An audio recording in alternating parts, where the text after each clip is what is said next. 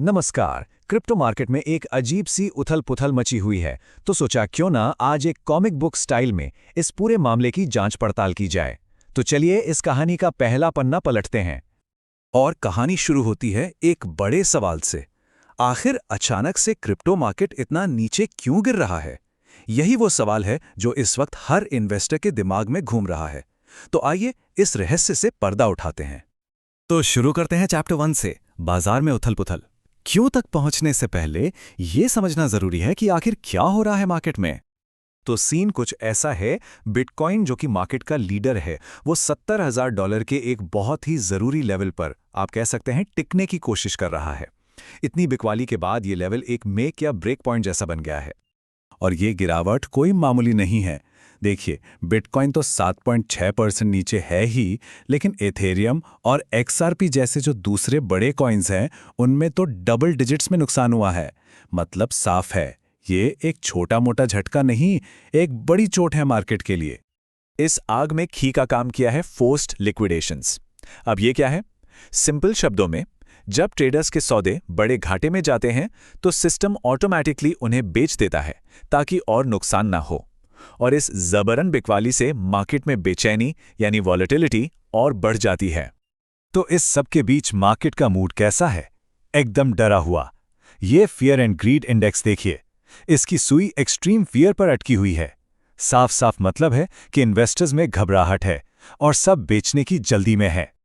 चलिए अब अपनी जासूस वाली टोपी पहनकर आगे बढ़ते हैं चैप्टर 2 पर, गिरावट के पीछे का सच। अब वक्त है उन सुरागों को जोड़ने का जो बताएंगे कि ये सब हो क्यों रहा है।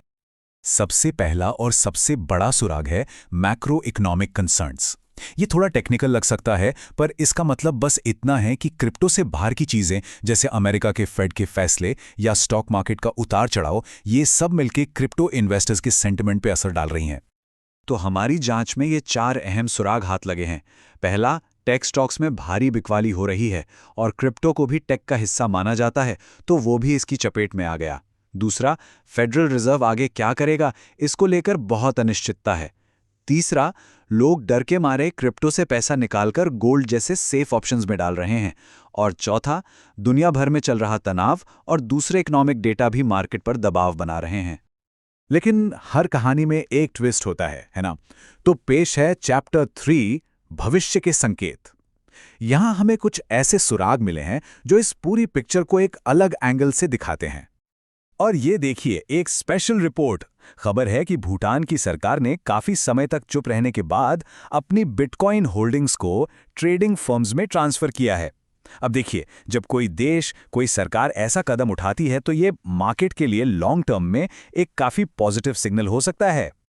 टेक्निकल साइड से भी एक सुराग है। बिटकॉइन का जो RSI इंडिकेटर है, वो ओवरसोल्ड सिग्नल दे रहा है। इसका आसान मतलब यह है कि मार्केट में शायद जरूरत से ज्यादा बिकवाली हो चुकी है, तो हो सकता है कि शॉर्ट टर्म में यहां से खरीदारी लौटे। लेकिन एक चीज याद रखनी जरूरी है, ये मार्केट के अचानक से पलट जाने की कोई गारंटी नहीं है। रिस्क अभी भी काफी है। तो चलिए अब सारे सुरागों को एक साथ जोड़ने का वक्त आ गया है।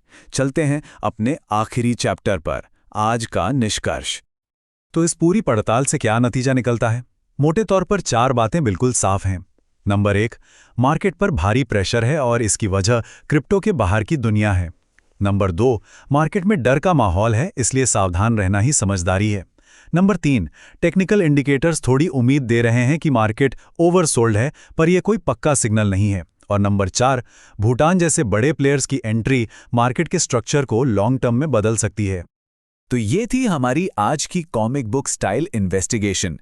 लेकिन कहानी यहां खत्म नहीं होती। अब एक सवाल सबके लिए, इन सब हालात को देखते हुए आज के टाइम में सबसे बेस्ट कॉइन कौन सा लगता है? अपने विचार जरूर साझा करें। मिलते हैं अगली पड़ताल में।